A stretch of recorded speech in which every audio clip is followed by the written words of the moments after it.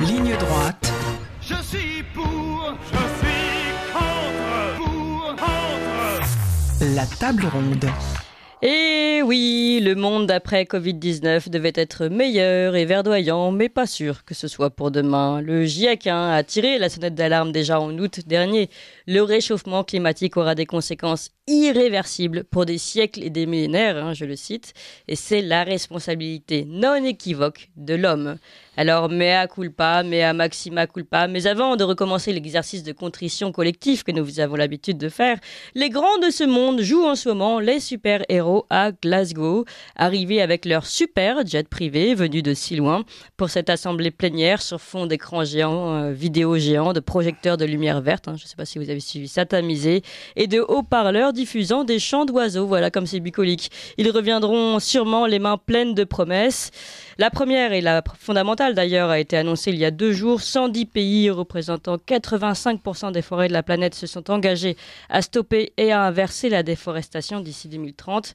La Chine, la Russie et le Brésil sont compris dans ces pays, c'est à noter. Malheureusement, et notons-le tout de suite, la plupart des promesses des COP ne sont pas tenues, comme le souligne d'ailleurs un rapport de l'ONU du 26 octobre dernier.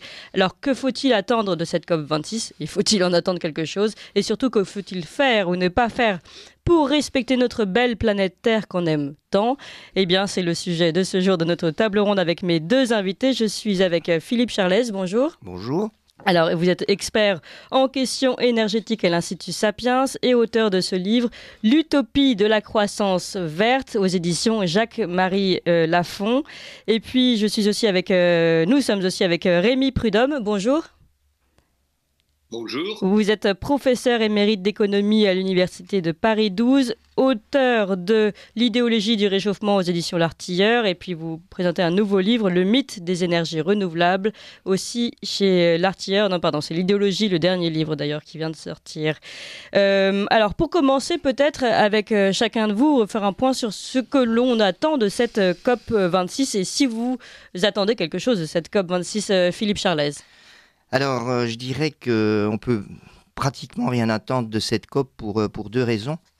D'abord parce que c'est basé sur ce que j'appellerais un agenda inversé, donc c'est-à-dire qu'on se donne a priori un objectif et on cherche après, si possible, les solutions pour arriver à cet objectif, alors qu'en réalité, il faudrait faire le contraire. Ça manque de pragmatisme. Donc ça manque de pragmatisme. On se donne 1,5 degré alors qu'on sait aujourd'hui que les 1,5 degrés ne sont pas atteignables, puisqu'on est sur un schéma qui est plutôt de 2,5. Et manifestement, nos chefs d'État, c'était même avant la COP, puisque c'était au G20 à Rome, ont remis le couvert en disant qu'ils réenchérissaient et qu'ils enfonçaient le clou sur les 1,5 degrés. La deuxième raison pour laquelle ça ne peut pas marcher, c'est qu'en fait, la transition énergétique, autant elle ne peut difficilement être nationale, elle ne peut pas non plus être mondiale parce que finalement, notre avenir énergétique et par exemple l'avenir énergétique des Chinois ou des Vietnamiens sont relativement déconnectés. On sait que la transition énergétique va essentiellement reposer sur le gaz et l'électricité, que le gaz et l'électricité sont interconnectés entre pays voisins, et donc autant une COP au niveau européen aurait un sens, autant au niveau mondial, pour moi, elle n'a pas de sens, et donc je confirme qu'elle devrait, comme d'habitude, déboucher sur un non-rendu. Ou alors un rendu, mais qui ne sera pas rendu efficace, en tout cas. Voilà. Oui, alors sur un catalogue de bonnes intentions, je dis souvent que la COP, c'est un peu comme vous feriez un prêt, mais sans échéancier de remboursement. Donc c'est à peu près ça. Vous avez un espèce de cadre où chacun est d'accord sur l'objectif, mais vous ne donnez pas d'échéancier de remboursement. Ça serait très confortable pour les emprunteurs d'ailleurs. Et donc la COP, c'est un peu ça. Alors, on va continuer évidemment sur tout ce que vous avez avancé, mais je donne tout de suite la parole à Rémi Prudhomme sur cette COP26. Qu'est-ce que vous en attendez ou est-ce que vous en attendez quelque chose déjà ? Je suis tout à fait d'accord avec ce que vient de dire M. Charlès. Je n'en attends pas grand-chose parce que je suis persuadé que pas grand-chose ne va en sortir. C'est la 26e COP. On a déjà joué cette pièce de théâtre-là, ou de Grand Guignol, ou d'opéra. On l'a déjà joué 25 fois, sans aucune espèce de résultat pratique. Et il n'y a aucune raison pour que les choses soient différentes cette fois-ci. Un opéra, par ailleurs, qui coûte cher en énergie. On peut juste le préciser dans la parenthèse. On a vu tous ces jets privés, tous ces... voilà. Non, mais pour faire si peu... Pour certains, pour faire si peu de kilomètres. Il y en a qui n'avaient pas le choix, mais d'autres, tout de même... Bon, enfin voilà, je referme la parenthèse. Allez-y, Rémi Prudhomme.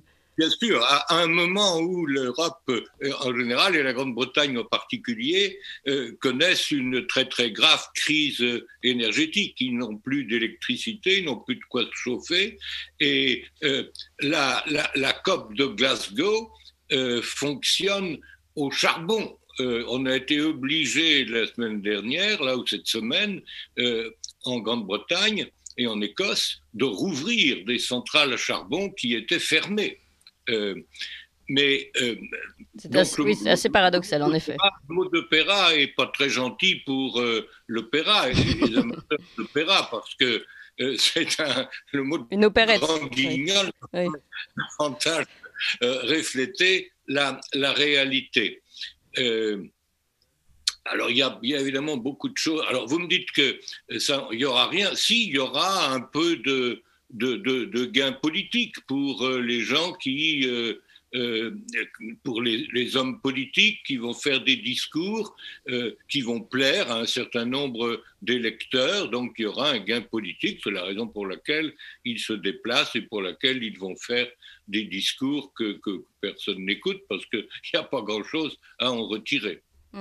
Alors, on va reprendre un des premiers points qui a été abordé par Philippe Charlès, c'est le problème de la mondialisation, on va dire, de ces objectifs, puisque est-ce que tous les pays peuvent porter les mêmes objectifs? De toute façon, on voit bien que non, on voit bien que nous ne sommes pas au même niveau de développement et que certains pays n'ont pas encore les mêmes avancées, puis tout le monde n'est pas non plus à la centrale électrique. Donc ça pose déjà des problèmes de distorsion, on va dire, presque de concurrence. Enfin, on peut pas aplanir et mettre tous les pays au même niveau, Philippe Charlès.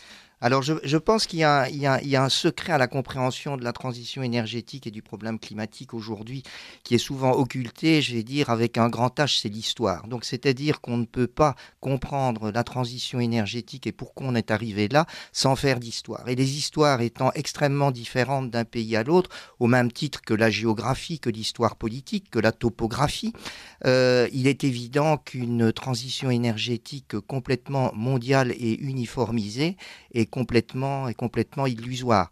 Alors c'est vrai que le CO2 n'a pas de frontières, mais par contre, il existe dans le monde des frontières qui d'ailleurs ne sont pas que politiques, elles sont aussi géographiques, historiques. Les ressources énergétiques ne sont pas les mêmes d'un pays à l'autre. Un pays a plus de charbon, l'autre a plus de gaz. Oui. Certains ont de la montagne et donc ont plus d'hydroélectricité. Même en matière de renouvelables, il y en a qui ont beaucoup plus de soleil que d'autres. Tout ça n'est pas uniformément réparti.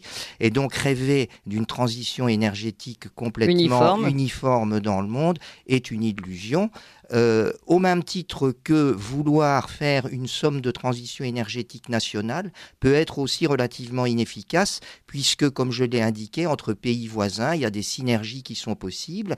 Et donc, si on regarde au niveau européen, moi qui suis un Européen assez convaincu, je pense qu'une transition énergétique européenne intégrée serait beaucoup plus efficace qu'une somme de transition énergétique nationaliste. Donc, on a bien, je vais dire, à trouver une cote mal taillée entre une solution illusoire, mondiale, solidaire, qui n'a absolument aucun sens, et une somme de transition énergétique nationaliste qui elles-mêmes peuvent devenir extrêmement inefficaces. Finalement, d'après ce que vous dites, la COP 21 et puis toutes ces grandes assemblées mondiales pour régler le problème du climat notamment, reproduit les effets pervers de la mondialisation, c'est-à-dire qu'on met tout le monde sur le même niveau et puis comme si on était une unité égale à l'autre.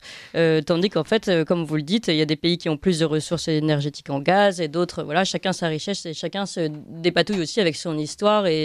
Absolument, et d'autant que la COP, elle est gérée par un organisme qui s'appelle l'ONU, qui n'est absolument pas juridiquement contraignant sur l'ensemble des pays, contrairement par exemple à l'Union européenne qui, elle, peut l'être, puisqu'il y a une juridiction réellement européenne. Les pays ont signé certains accords au niveau européen et doivent suivre certaines règles.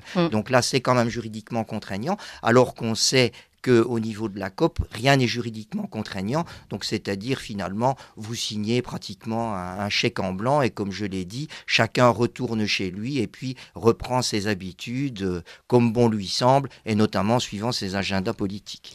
Alors, Rémi Prudhomme, je vais vous donner la parole dans quelques instants. On fait une coupure parce qu'il est 7h59, presque 8h sur Radio Courtoisie. Et à cette heure-là, évidemment, c'est l'heure des informations. Ligne droite. Je suis pour, je suis contre, pour, contre. La table ronde. Alors, je suis toujours avec mes deux invités. Philippe Charlez, expert en questions énergétiques à l'Institut Sapiens, auteur de ce livre L'utopie de la croissance verte, aux éditions Jacques-Marie Lafon. Et avec Rémi Prudhomme, professeur émérite d'économie à l'Université de Paris 12 et auteur de L'idéologie du réchauffement aux éditions L'Artilleur. Rémi Prudhomme, on a bien compris, vous êtes en tout cas d'accord sur un point tous les deux, c'est que vous ne vous bercez pas d'illusions sur cette COP26. Est-ce que vous êtes d'accord en revanche avec Philippe Charlez sur le fait qu'il y ait une solution européenne peut-être ? Oui, mais d'abord, je voudrais dire que M. Charlez a raison de souligner l'hétérogénéité, les différences qu'il y a entre les pays du point de vue de leur énergie. Mais il y a une autre différence entre les pays qui est au moins aussi importante. Elle concerne les niveaux de développement. Et c'est là le fond du problème. Et ça va être, je crois, l'originalité de la COP de Glasgow. C'est que la contradiction entre les pays développés et les pays en développement sur ce thème du climat est en train d'apparaître et d'éclater plus clairement que jamais. Qu'est-ce qui se passe en effet ? Les pays pauvres, c'est-à-dire toute l'Afrique, l'Inde, l'Indonésie, une bonne partie de le Vietnam, ces pays pauvres et parfois même très pauvres, et en tout cas dans lesquels il y a des gens dans une misère abjecte, ces pays pauvres veulent à tout prix se développer. Leur priorité majeure, c'est le développement économique, sans lequel on ne peut pas lutter contre la pauvreté. Et lorsqu'ils ont à choisir entre diminuer leur rejet de CO2, c'est-à-dire diminuer leur consommation d'énergie et d'énergie bon marché d'un côté, et sacrifier le développement, ils n'hésitent pas une seconde. Ils préfèrent polluer, si le mot n'est pas correct, parce que le CO2 n'est pas vraiment un polluant, ils préfèrent rejeter des gaz de serre et se développer plutôt que ne pas en rejeter et ne pas se développer. Oui. Et ils le disent de plus en plus clairement. L'Inde le dit de la façon la plus claire. Notre priorité, c'est le développement. Et comme le développement implique de l'énergie, et comme l'énergie que l'on peut se payer, qui coûte la moins chère, c'est l'énergie du charbon, nous allons ouvrir des centrales électriques au charbon. La Chine le dit, en tout cas le fait. C'est comme ça que la Chine s'est développée depuis 30 ans. Oui, mais Rémi Prudhomme, il n'y a pas que le problème tout de même du rejet de CO2, il y a aussi le problème de la déforestation. Et là, peut-être qu'il est plus facile pour des pays en voie de développement d'arrêter. Enfin, le Brésil, entre autres, qui est quand même le premier concerné, n'est pas un pays en voie de développement. Peut-être qu'en tout cas, certains pays peuvent faire attention à se développer autrement qu'en coupant, en rasant toutes les forêts. Non, mais on ne rase pas toutes les forêts. Le taux de déforestation dans le monde est extrêmement faible. Alors, il est plus élevé dans certains pays à certains moments. Et de toute façon, c'est quelque chose qui n'a pas grand-chose à voir avec le climat. Le problème du climat, celui qui motive les COP, ce n'est pas la déforestation, c'est la lutte contre les rejets de CO2. Alors, comme c'est un domaine dans lequel il est plus facile, la déforestation, d'arriver à s'entendre, on est en train de nous mettre ça sur la table pour cacher le fait qu'on n'arrive pas à s'entendre sur le CO2. C'est l'arbre qui cache la forêt. Oui, votre formule est très jolie et très correcte, en effet. Donc, moi, je suis tout à fait pour que l'on limite, dans le mesure du possible, la déforestation. Et c'est ce que l'on fait, parce que j'ai regardé ça il y a 2 ou 3 ans. Les taux de déforestation étaient très, très modestes. J'ai oublié les chiffres, mais la déforestation n'est pas un problème majeur, contrairement à ce qu'on nous raconte parfois. Alors, oui. Le problème du CO2 est celui pour lequel les COP ont été inventées. Elles ne font que cela. La COP de Paris ne parle pas du tout de déforestation ou d'arrêter la forestation. Et donc, les pays ce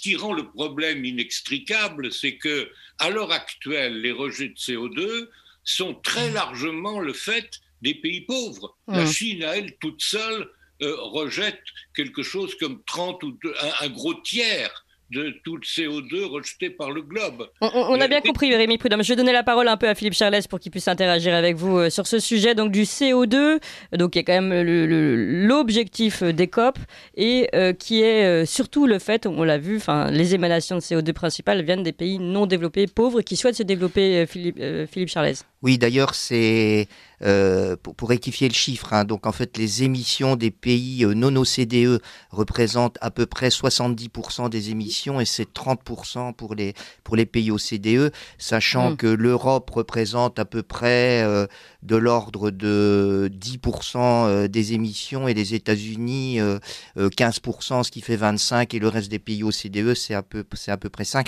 Donc, il y a effectivement ce que j'appelle souvent, d'ailleurs, le syndrome du pauvre, c'est-à-dire que ce sont les pays les plus pauvres qui émettent le plus. Alors ça n'est pas seulement parce que ils émettent le plus par individu, mais c'est aussi une question de démographie, c'est-à-dire qu'en fait les pays non OCDE doivent représenter à peu près 80% de la population mondiale, et donc même si l'individu émet moins parce qu'il est moins développé, ça représente une quantité tout à fait significative. Et donc ce qu'il faut dire, c'est que pour arriver à mettre au niveau et donc reprendre ces différences au niveau développement, pour arriver à mettre au niveau de la transition énergétique les pays non OCDE avec les pays OCDE, il faudrait un transfert massif de fonds depuis les pays OCDE vers les pays non OCDE. Alors aujourd'hui, au niveau des COP, les pays riches ont promis de l'ordre de 100 milliards d'euros à partir de 2020 vers les pays pauvres. Déjà, on n'y arrive pas puisque, d'après ce que j'ai entendu, c'était reporté à 2025. Il y a une analyse qui a été faite par un économiste britannique dont je ne me souviens plus du nom et qui explique en fait que ce transfert pour mettre au niveau les pays non OCDE l'article 6, par c'est rapport... ça, des accords de Paris. Oui, c'est ça, oui. Et ça nécessiterait non pas 100 milliards d'euros par an, mais 2000 milliards d'euros par an pour le mettre à niveau. Et 2000 milliards d'euros par an, ça représente à peu près entre 3,5% du PIB des pays OCDE, qui aujourd'hui ont une croissance de l'ordre inférieure à 2%. Donc ce qui veut dire que si on faisait ce transfert, ça voudrait dire une récession structurelle dans les pays OCDE, ce qui évidemment n'est pas possible. Donc la mise en niveau, elle est techniquement illusoire, on va dire. Alors que faire? Il nous reste quand même un petit peu de temps. Moi, j'aimerais bien qu'on se tourne vers les éléments concrets, vers ce que nous pouvons, nous, gouvernement, nous pouvons faire plutôt que de se bercer d'illusions dans une COP 26. Je vous donne chacun la parole là-dessus. Rémi Prudhomme pour commencer. Nous, on ne peut pas faire grand-chose. La France émet 1% du total des émissions de CO2 du globe, et le total des émissions de CO2 du globe, il fait lui-même 1% du stock de CO2, qui est la seule chose qui peut avoir une influence sur le climat. Et encore, cette question n'est pas aussi évidente qu'on veut nous le faire croire. C'est-à-dire que si la France diminue de 10% ses rejets de CO2, ce qu'elle fait, d'ailleurs la France n'augmente pas trop, elle diminue très légèrement, ça fait un dixième ça fait un millionième du stock de CO2 qui est supposé engendrer la température. C'est-à-dire qu'on est dans l'épaisseur du trait, que ce que l'on peut faire n'a rigoureusement aucune influence sur le climat. Donc nous, on ne peut pas faire grand-chose. C'est pas. Il y a des raisons de penser que ça serait désirable, et on fait ce que l'on peut. Ça va. D'ailleurs, la France est l'un des pays du monde qui a l'électricité la moins carbonée. Oui, on peut comparer avec l'Allemagne qui, elle, s'est jetée sur les éoliennes tout en revenant aux centrales à charbon. Oui, absolument. On rejette par kilowattheure, on rejette à peu près 10 fois moins que l'Allemagne, qui donne des leçons de pureté écologique à tout le globe. Donc nous, on ne peut pas faire grand-chose. Alors, ça ne veut pas dire qu'il ne faut pas le faire. Enfin, il ne faut pas le faire non plus à un coût qui soit trop élevé, parce que les voitures électriques, ça pollue moins d'ailleurs. Quand on achète les batteries en Chine, ça veut dire la production des batteries en Chine émet beaucoup de CO2. Oui, on reporte la pollution en fait, on la déménage. Absolument, c'est ce qui se passe. Et d'ailleurs, l'une des raisons pour lesquelles les pays en développement rejettent beaucoup de CO2, c'est que ils sont producteurs. Une partie de ce CO2 sert à fabriquer les produits que nous achetons et que nous utilisons tous les jours. Oui, alors, il y a des gens qui ont calculé ça. On est du côté de 15 ou 20. Il faudrait qu'on augmente de 20 ou 25 ou 30%, je ne sais plus quels sont les chiffres, pour corriger cette mauvaise impression cette bonne impression que l'on a de nous-mêmes. Alors, je dirais que la délocalisation compte pour à peu près 20% de la différence à la fois d'émissions et de consommation énergétique. Mais disons, la grosse différence entre les pays OCDE et les pays non OCDE, notamment en termes de consommation d'énergie, donc les pays OCDE, par unité de richesse produite, consomment beaucoup plus d'énergie. Il y a effectivement un effet délocalisation, mais qui n'explique pas tout. Le reste, c'est quand même la grande inefficacité énergétique des pays en voie de développement. Donc, disons qu'on a un habitat très mal isolé, des voitures très mal entretenues qui consomment beaucoup plus, etc. Alors, si je regarde au moins au niveau européen, alors moi j'ai une religion, si je veux dire, en matière de d'écologie énergétique. Non, sûrement pas en matière d'écologie, mais c'est de dire qu'il y a deux mots qu'il faut rayer de son vocabulaire si on veut faire de la transition énergétique. C'est notamment le côté émotionnel. Et faire effectivement donc, pas d'ours blanc qui se meurt sur la banquise. Effectivement, une transition énergétique rationnelle. On sait que la transition énergétique, on va essentiellement, si on veut décarboner, remplacer des équipements thermiques par des équipements électriques. Et on sait donc qu'on va fortement augmenter la quantité d'électricité consommée. On sait qu'aujourd'hui en France, c'est à peu près 450 TWh et en 2050, si on veut vraiment décarboner, on va pratiquement doubler, monter à 900. Et donc toute la question est de savoir d'où viendra cette électricité. Et donc cette électricité, elle ne viendra pas du pétrole parce qu'on utilise très peu de pétrole pour faire de l'électricité. On veut plus de charbon. Donc il nous reste 3 possibilités, ce sont les renouvelables, le nucléaire ou le gaz. Et le gaz, on sait que c'est quand même une énergie qui est décarbonée. Et donc là, on revient vers une discussion. Donc moi, je pense beaucoup à des renouvelables décentralisés, supportés là où on a des gros gisements de vent et de soleil par éventuellement des petites centrales à gaz et des petites centrales nucléaires. Donc ce sont les fameux SMR que le président de la République a décidé de relancer en budgétant 1 milliard d'euros, ce qui n'est pas énorme. Enfin, il y a quand même un message politique important. Il a osé en parler déjà. Il a déjà osé en parler, mettre de l'argent un peu contre vent et marée.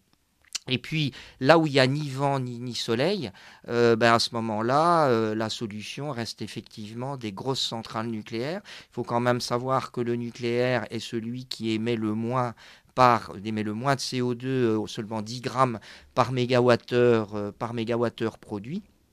Et donc, effectivement, je vais dire que la décarbonation de la société passera inévitablement par une renucléarisation de la société. Il y a des choix à faire. Ça, c'est intéressant. Je ne sais pas si on l'entend beaucoup, ce discours, dans la COP26. Et donc, il y a des choix à faire.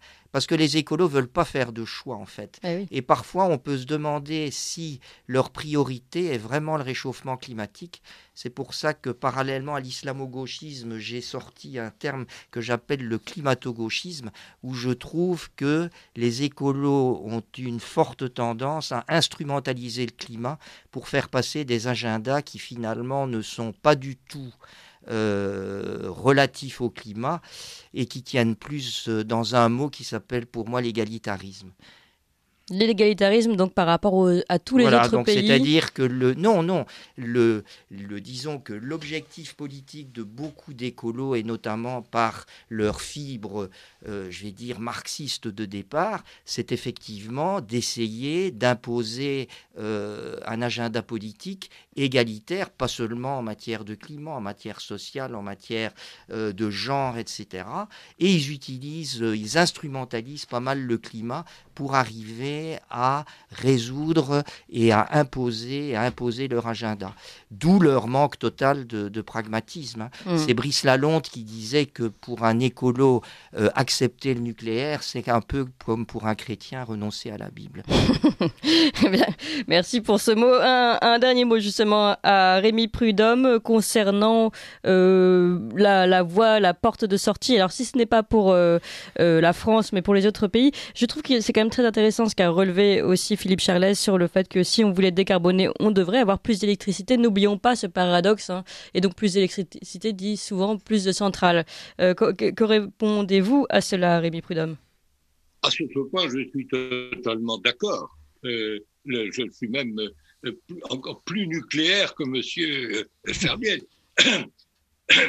Parce que le gaz qui est nécessaire quand on a des renouvelables, pour la raison qu'il n'y a pas toujours du vent et qu'il n'y a pas toujours du soleil, en particulier la nuit. Il n'y a pas beaucoup de soleil la nuit, l'électricité solaire, et on a tout de même besoin davantage de s'éclairer la nuit que le jour. Donc la contribution du soleil n'est pas toujours ce que l'on voudrait qu'elle soit. Mais je voulais revenir sur la question de l'égalité. Je suis d'accord avec son analyse sur le côté totalement idéologique des écolos. Mais en matière d'égalité, il n'y a rien de plus mauvais que ce qui est proposé en matière écologique.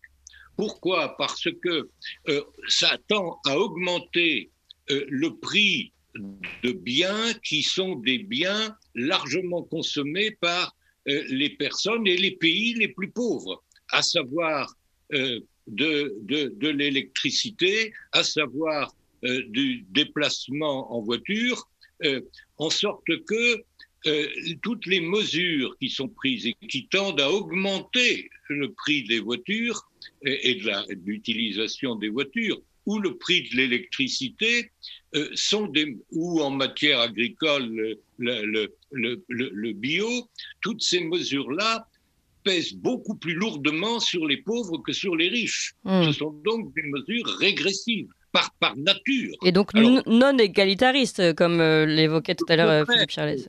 Donc le contraire de l'égalité. On s'en rend tellement compte qu'on est amené à essayer d'inventer des primes spéciales, des fonds spéciaux, des subventions spéciales pour limiter les dégâts et éviter que les pauvres ne se rebellent. Et c'est la même chose au niveau international, parce que le prix d'une éolienne, il est le même en Inde et en Allemagne. Sauf que en termes de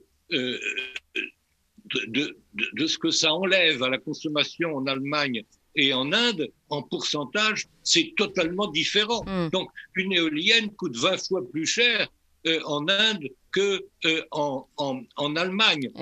Une réaction de Philippe Charlès, pardon, Rémi Prudhomme. Oui, je pense aussi qu'il ne faut pas laisser l'illusion aux citoyens que la transition énergétique sera gratuite. Je dirais que le climat n'a peut-être pas de prix, mais il aura un coût. Ça fait pas l'ombre d'un doute. On sait qu'en Allemagne, le prix du kilowattheure est le double du prix du kilowattheure en France, et on voit très bien que les pays les plus avancés en termes de transition énergétique sont obligés de vendre leur kilowattheure plus cher, donc il faut que le Français soit prêt ou pas à payer, Est-ce que ça explique aujourd'hui la montée des prix? Mais rien ne sera gratuit. Alors la montée des prix aujourd'hui en termes, on peut peut-être terminer par là. Après on va conclure.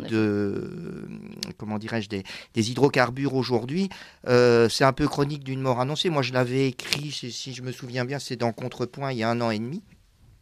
C'est-à-dire qu'on allait vers une rupture offre-demande relativement évidente, une rupture de l'offre tout simplement parce qu'on développe de moins en moins de nouveaux champs pétroliers et gaziers, à la fois parce que les prix étaient bas, mais aussi sous la pression des écolos qui pressent les banques de ne plus prêter aux compagnies pétrolières et gazières en considérant que ce qui a été développé aujourd'hui est suffisant et en faisant fi du fait que les champs développés déclinent en production de 4 à 6% par an. Et puis, il y a évidemment une augmentation de la demande de gaz, tout simplement parce que les renouvelables sont incapables de supporter l'accroissement de la demande électrique. Et comme certains ne veulent pas ou veulent sortir du nucléaire, on est obligé d'aller chercher le gaz, qui est la seule solution si on ne veut pas de charbon. D'ailleurs, les prix du charbon, alors on le voit beaucoup moins en Europe parce qu'on consomme moins de charbon, mais ont absolument flambé comme les prix du gaz et du pétrole, puisqu'on est aujourd'hui, je crois, à $170 la tonne, alors qu'on était à 60 il y a 1 an.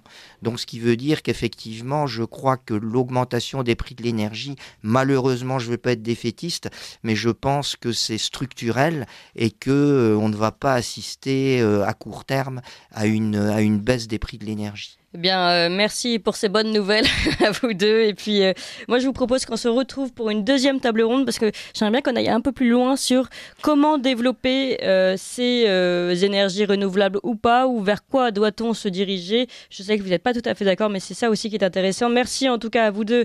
Philippe Charlet, je rappelle votre livre « L'utopie de la croissance verte » chez Jacques-Marie Lafon et Rémi Prudhomme, « L'idéologie du réchauffement » aux éditions Artilleur. Merci à vous deux. 7h, 9h sur Radio Courtoisie, suivez la ligne droite.